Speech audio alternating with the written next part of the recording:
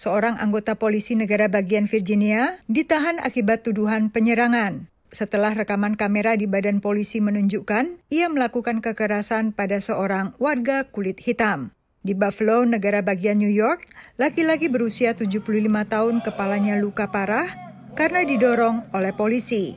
Insiden seperti ini menambah daftar panjang tindak kekerasan polisi terhadap warga Amerika. Banyak warga turun ke jalan memprotes kebrutalan polisi dan ketidakadilan rasial. Bahkan ada yang menuntut penghapusan anggaran kepolisian. Ahli medis cemas, masifnya unjuk rasa akan memperluas penularan pandemi COVID-19. Lots of people in close contact yelling and screaming can propel the virus, and 35 to 50% of patients with COVID can be infected and asymptomatic. There's a real concern for viral resurgence. Tapi sebagian pengunjuk rasa menyatakan siap menghadapi apapun resikonya. This problem and this epidemic is bigger than COVID-19. COVID will come and go, but our lives, once it's gone, it'll never come back. So it's important that we must stand up now and demand change. Bukti rawannya penularan COVID saat kerumunan massa terlihat pada kasus positif di negara bagian Missouri yang terlacak pada warga yang berdesakan di Danau Ozark saat liburan Memorial Day. Kasus positif juga meningkat di 18 negara bagian Amerika dan Puerto Rico. Bahkan New York sempat mengalami lonjakan 75%. Namun wali kota New York menolak lonjakan itu akibat unjuk rasa.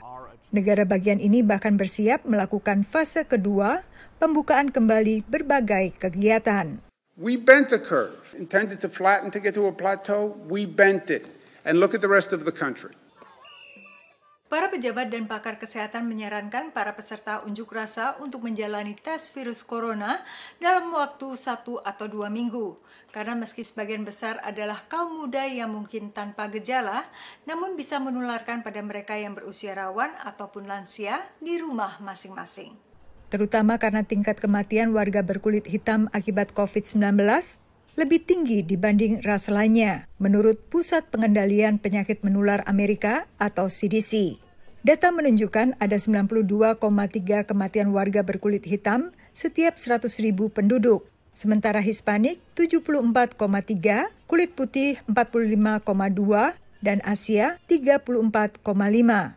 If you were out protesting last night, you probably need to go get a COVID test this week because there's still a pandemic in America that's killing Black and brown people at higher numbers. Individuals who are involved in the peaceful protest can get tested and really know their status before they unknowingly spread it.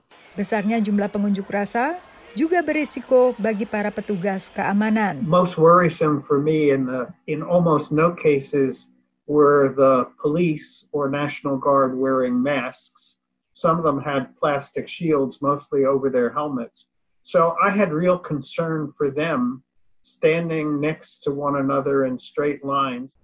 Hingga hari Minggu, angka kematian akibat COVID-19 di Amerika Serikat sudah melebihi 110.000 jiwa. CDC memperkirakan jumlah korban meninggal di Amerika akan mencapai antara 118.000 hingga 143.000 jiwa pada akhir Juni. Dari Alexandria, Virginia, Yuni Salim dan tim VOA.